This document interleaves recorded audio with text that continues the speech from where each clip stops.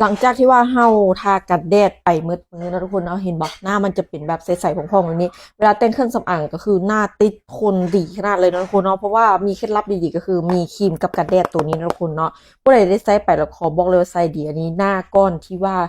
จะขาวจะใสแบบนี้เนาะทุกคนเนาะเซตหนึ่งเนาะมีอย่างไรเซตหนึ่งก็คือจะมีครีมเนาะทุกคนเนาะจะมีครีมของเรามีกำน้อยกำใหญ่เด้อทุกคนเด้ออันนี้คือจะเป็นครีมกำใหญ่นี่ครีมกำน้อยนะทุกคนเนาะนี่คือจะเป็นกันแดดเนาะ กันแดดของเฮาก็คือขอบอกเลยว่าเนื้อบางเบาเนาะทุกคนเนาะอันนี้ก็คือนิทาไปแล้วหอบหนึ่งในทาตั้งแต่เสาๆคุณเนาะทุกคนเนาะเห็นเบาหน้าความใสความพ่องความกูเนาะทุกคนเนาะนี่คือจะเป็นกันแดดนะทุกคนเด้อกันแดดทีนเอ็นแบรนด์นิดาเนาะสามารถทาทับได้ระหว่างวันเลยนะทุกคนเนาะเห็นปะนี่ แล้วยังจะให้ความใสความโกให้กับหน้าเห็นว่าทุกคนผิวจะเป็นแบบใสๆพองๆนะทุกคนเนาะอันนี้คือจะเป็นครีมนี่คือจะเป็นกันแดดคือคุณเด้อเนื้อบางเบาบนดังหน้าโบอุดจนผิวคนผู้ใดที่ผิวแพ้ง่ายปุ๊บมันไม่รู้อ้อตัวนี้สามารถจะได้เลยเห็นไหมทุกคนเนาะเวลาเขาทาไปมันจะผิวมันจะเป็นแบบ